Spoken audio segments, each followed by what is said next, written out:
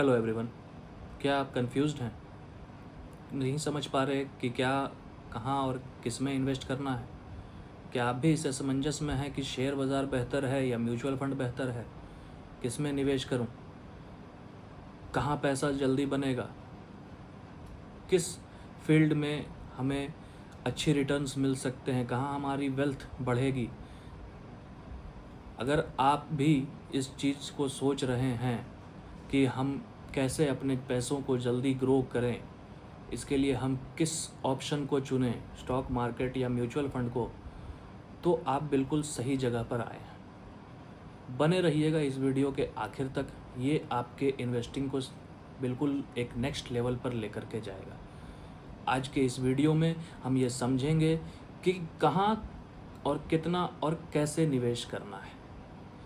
चलिए शुरू करते हैं। सबसे पहले तो ये समझ लेते हैं स्टॉक मार्केट और म्यूचुअल फंड होता क्या है। स्टॉक मार्केट तो सीधी और सरल भाषा में अगर हम कहें तो स्टॉक मार्केट में हम डायरेक्टली किसी भी कंपनी के शेयर को खरीदते हैं, चाहे वो टाटा मोटर्स हो जाए या आयशर मोटर्स हो जाए या HDFC बैंक हो जाए या इन्फोसिस हो जाए। लेकिन वहीं अगर हम म्यूचुअल फंड्स की बात करें तो म्यूचुअल फंड्स हम सब जानते हैं जैसे कि एक सेट ऑफ स्टॉक्स का पूल है। म्यूचुअल फंड एक सेट ऑफ स्टॉक्स का पूल है जहां पर कि बहुत सारे स्टॉक्स को जोड़ करके एक ऐसा फंड क्रिएट किया जाता है जिसको कि फंड मैनेजर उसको अपना चलाते हैं, संचालित करते हैं, और जिस हिसाब से उसका रिटर्न्स होता है, एक एवरेज रिटर्न आपको फिर वो annualised compounded annual growth rate के हिसाब से आपको मिलता है।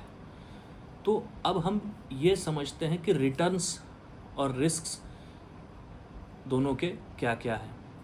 अगर रिटर्न्स की जहाँ तक हम बात करें तो जैसे मान लीजिए कि स्टॉक मार्केट में अगर आयशर मोटर्स को अगर हम देखें तो आयशर मोटर्स में लगभग हमें मान लेते हैं कि कहीं 2010 में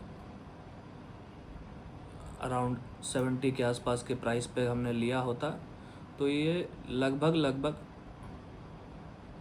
8500 के आसपास का इसमें रिटर्न बनता। 8500% का रिटर्न मतलब मान के चलिए कि लगभग 10,000 का 8.5 लाख रुपया आपको 15 साल में बनता। बहुत बड़ी अमाउंट है। अब हम ये समझते हैं कि ये कितनी ग्रोथ रेट इसकी रही होगी एनुअली, जो कि कंपाउंड होकर के इतना बना। तो उसके लिए हम CAGR कैलकुलेटर पे चले जाते हैं। हमारा initial investment 10,000, final maturity value लगभग 8.5 लाख रुपये यहाँ पर है, और ड्यूरेशन हमारे पास 15 साल है। तो इसकी जो CAGR बनती है वो है 34.46%। तो आयशर मोटर्स में हमें 34.46 मतलब लगभग 35% के एनुअलाइज्ड ग्रोथ रेट के हिसाब से हमें इतनी रिटर्न मिली 15 साल में। तो अब हम समझते हैं कि म्यूचुअल फंड, जैसे कि कोई भी एक म्यूचुअल फंड ले लेते हैं, उसकी रिटर्न्स कैसी रही। तो चलिए हम Mirae asset large and mid cap fund देख लेते हैं। Mirae asset large and mid cap fund direct growth लगभग 22% की इसकी एनुअलाइज्ड रिटर्न है।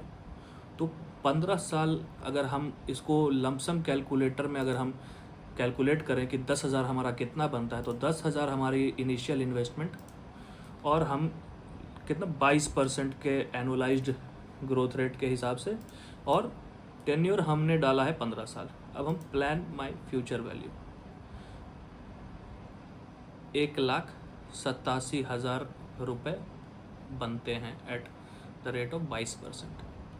वहाँ पर वही हमारे पास 8.5 लाख था, वही अब हमारे पास यहाँ पर 1,87,000 है। तो सिर्फ रिटर्न के बेसिस पे हम ये एनालाइज नहीं कर सकते हैं और ये डिराइव नहीं कर सकते हैं कि हाँ स्टॉक मार्केट बेहतर है, हमें उसी में इन्वेस्ट करना चाहिए। क्योंकि कभी कभार क्या होता है ना कि चलिए किसी ने तो आयशर मोटर ले लिया, तो वहाँ पर रिस्क भी तो है। हो सकता है किसी ने येस बैंक लिया हो। अब किसी ने अगर येस बैंक लिया हो तो चलिए मान लीजिए कि उसने 2010 के करीब में यहाँ पर लगभग मान के चलिए 45 के आसपास या 50 के आसपास उसने ख़रीदा होगा, और ये उसके पास करीब 700% का रिटर्न उसको मिला होगा। बट जिसने भी यहाँ से ख़रीदा और उसके बाद उसका रिटर्न जो अभी तक उसको होल्ड किए हुए हैं, तो इट इज़ ऑलमोस्ट लाइक कि -60% उसका रिटर्न हो चुका है। तो -60% मतलब अगर किसी ने 10 लगाया होगा तो आज उसके पास सिर्फ 4000 बच रहे होंगे, उनकी इन्वेस्टमेंट भी कम हो गई होगी।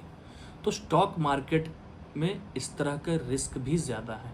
लेकिन वहीं अगर हम म्यूचुअल फंड्स में देखें, जैसे कि Mirae asset large and mid cap fund में ही देखें, अगर मान लेते कि इसके अंदर यस बैंक भी होती, अभी तो फिलहाल अगर हम इसमें देखें तो 99 होल्डिंग्स है इस फंड की, 99 शेयर्स में इन्होंने इन्वेस्ट किया हुआ है।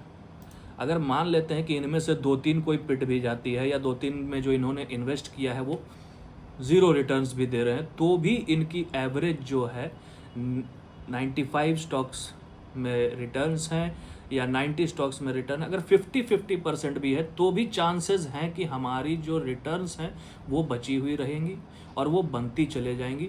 ऐसा नहीं कि हमारा 10,000 का 4,000 हो जाएगा। तो ये रिस्क में स्टेबिलिटी प्रदान करती है, बहुत ही मिनिमाइज़ करती है म्यूचुअल फंड्स, और स्टॉक मार्केट में रिस्क भी थोड़ा ज़्यादा है। तो अब हम कैसे समझें कि एक तरफ रिटर्न ज़्यादा है, एक तरफ रिस्क ज़्यादा है। अगर हमें दोनों को मैनेज करना है कि हमें रिटर्न भी मिले और रिस्क भी कम रहे, तो हमें दोनों में इन्वेस्ट करना चाहिए। इसी को हम डाइवर्सिफिकेशन कहते हैं, कि अपने पोर्टफोलियो को डाइवर्सिफाई करना है।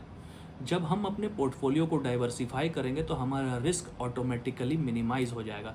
तो इसलिए हम कोशिश ये करेंगे कि 60 या 70% हम म्यूचुअल फंड्स में लगा दें, या 50% हम म्यूचुअल फंड्स में लगा देते हैं, बाकी बचे 50% हम स्टॉक्स में लगा देंगे, या 40% हम स्टॉक्स में लगा देंगे, 60% म्यूचुअल फंड्स में लगा देंगे। अब इससे क्या होगा कि चलिए जो स्टॉक्स में हमने 40 या 50% लगाया है, उनमें अगर कुछ, जैसे मान लीजिए कि हमने 10,000 में 4,000 स्टॉक्स में लगाए या 5,000 स्टॉक्स में लगाए, तो एक आध अगर किसी में हमने मान लिया कि 2,000 लगा दिया, या किसी में 500 लगा दिया, किसी में 200 लगा दिया, किसी में 1,500 लगा दिया, इस करके हम अपना 4,000 5,000 उसमें इन्वेस्ट कर लिए, और एक फ़ंड हमने ले लिया जिसमें कि हमने 5,000 इन्वेस्ट कर लिया। अगर इफ़ बाई चांस अगर हमारा 5,000 का जो पोर्टफोलियो है स्टॉक्स का, वो अगर पूरी तरह से डिप्लीट भी हो जाता है, अगर हमारा उस पर टोटल रिस्क भी आ जाता है, तो भी हमारे पास 5,000 बचे हुए हैं जो कि हमने म्यूचुअल फंड्स में लगाया है। अगर वो 10% के एनुअल ग्रोथ रेट रिटर्न से भी बढ़ेंगे तो काफ़ी अच्छी रिटर्न आपको दे करके ही जाएंगे। मतलब आपका इन्वेस्टमेंट जो है वो बचा का बचा रह जाएगा, साथ ही साथ आपकी वेल्थ ग्रो भी करेगी। लेकिन ऐसा बहुत कम ही होता है कि आपने जो भी स्टॉक्स खरीदे वो सब पिट ही जाएंगे। कोई एक आध स्टॉक भी, अगर कोई 500 वाला स्टॉक भी अगर 10x हो जाता है तो भी आपका वहाँ पर इन्वेस्टमेंट और रिटर्न बनता है। तो इससे हमें यही समझ में आता है कि ना तो म्यूचुअल फंड ना तो स्टॉक मार्केट, दोनों में से कोई ऐसा नहीं है कि कोई एक बेहतर है। हमें अपने हिसाब से समझना है, अपने रिस्क के हिसाब से समझना है कि हमें किस फील्ड में कितना डालना है, किस तरह से हम डाइवर्सिफाई करें ताकि हमारी इन्वेस्टमेंट ग्रो हो और वेल्थ बने। तो आशा करता हूँ कि आपको इस वीडियो से अब क्लैरिटी मिली होगी कि आपको किस तरह से इन्वेस्टमेंट करना है, और ख़ास करके बिगिनर्स को इस बात से पूरी क्लैरिटी मिली होगी कि हाँ, अब उनकी इन्वेस्टमेंट ज़रूर एक नेक्स्ट लेवल पे जाएगी, जो कि हमने स्टार्टिंग में ही कहा था। अगर वीडियो आप लोगों को अच्छी लगी हो तो कमेंट करके ज़रूर बताएं कि अगली वीडियो किस म्यूचुअल फंड पे बनाऊं। सब्सक्राइब करना ना भूलें ताकि आपको इन्वेस्टिंग से जुड़ी ऐसी ही वीडियो और भी मिलती रहें, और साथ ही साथ लाइक करें, शेयर करें। धन्यवाद, थैंक यू।